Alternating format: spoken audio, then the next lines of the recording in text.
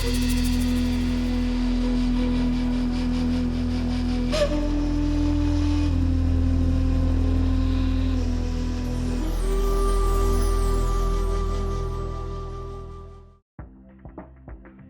everyone, it's Jabari here. Today is going to be the start of a series of videos that I plan to cover that debunk popular misconceptions and incorrect assumptions about sub-Saharan African history and sub-Saharan African people. What he's trying to say is that all the world's first civilizations was made by black people, and the white man just trying to hide it from y'all. No, that's not what I was trying to say, at all. As most of you know by now, the purpose of my videos is to teach about African history and culture, all the while debunking the myths that still linger from the days when Africans were viewed as inferior. However, one lesser talked about culprit to the world's overall negative view of Africa or its history are the people who simply don't know about it and thus assume negative things based on the little that they do know. These people don't always have malicious intent when making such assumptions or statements, but unfortunately, they're one of the biggest contributors to the world's overall negative view of Africans. This is a problem shared by all races, even Black diaspora. The topic of African history is almost always ignored by popular culture, even in the Black film industry, with Africa's media presence being limited to seemingly savage tribes and starving children, or any of the other negative things that are currently going on in Africa.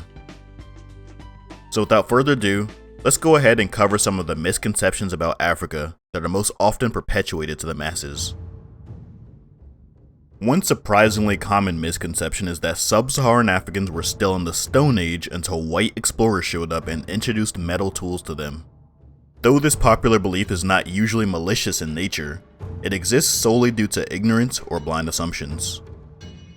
When European explorers first began large-scale trading with sub-Saharan Africans in the 15th century, they encountered peoples who already mined their own iron ore, built their own furnaces, and forged their own metal tools and weapons in firmly established ancient iron industries. This wasn't just some local thing either. There were iron industries all throughout the African continent. In fact, sub-Saharan Africans did not experience the same three-age system of stone, bronze, and iron ages as did the peoples of Eurasia and North Africa. Sub-Saharan Africans had a stone to steel transition, directly going from stone to metal without any transitional phases. According to a UNESCO paper published in 1999 that covered African metallurgy, the earliest confirmed iron forges in sub-Saharan Africa were discovered in modern-day Niger and date back to around 800 BCE. Iron artifacts discovered from the same region date back to around 1500 BCE. The Bantu people are credited with spreading iron technology around the remainder of the continent between the years of 1000 BCE and 300 CE.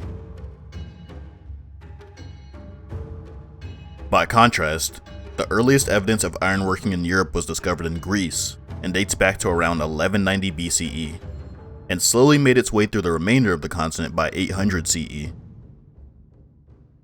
The blacksmithing techniques practiced in sub-Saharan Africa were unique to Africans and showed no evidence of outside introduction. In addition to how old these sub-Saharan African iron smelting industries are, older sites excavated show a clear and concise evolution in efficiency and yield of furnaces over time, which to some modern historians is indicative of an independently developed indigenous African industry with little to no outside influence. Unlike Eurasians and North Africans, who learned iron smelting through migrations, trade, and warfare with those who originally developed it in the Middle East.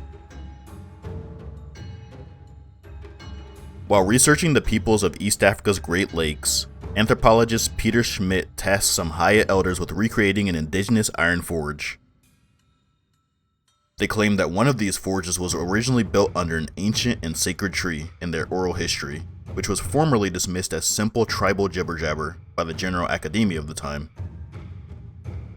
These elders had apparently made these furnaces in their earlier lives, and therefore knew the techniques. In addition to the elders being successful in recreating the furnace, the tree and other surrounding areas were excavated, confirming the presence of several ancient forges that were identical to the one created by the elders, and were radiocarbon dated to at least 2,000 years before present. These forges were capable of producing high carbon steel by blowing oxygen into molten iron, which burned away impurities and created structurally superior steel. The carbon content of the highest steel was increased with the addition of charcoal and swamp reeds, while the forge itself was composed of clay from termite mounds, an excellent material for the refraction of heat.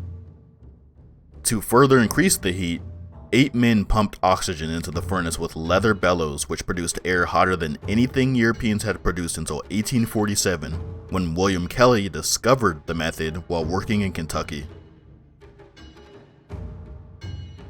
So guys, I hope you enjoyed the video. This is just but one of a multi-part series that will be debunking all of the negative views and perceptions about sub-Saharan African history and cultures. I'd also like to give a special thanks to all my patrons. I really appreciate you contributing to both higher quality and quantity of content on my channel.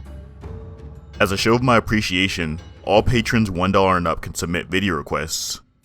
Stay tuned for the next part of the series, and always remember, we don't come from nothing.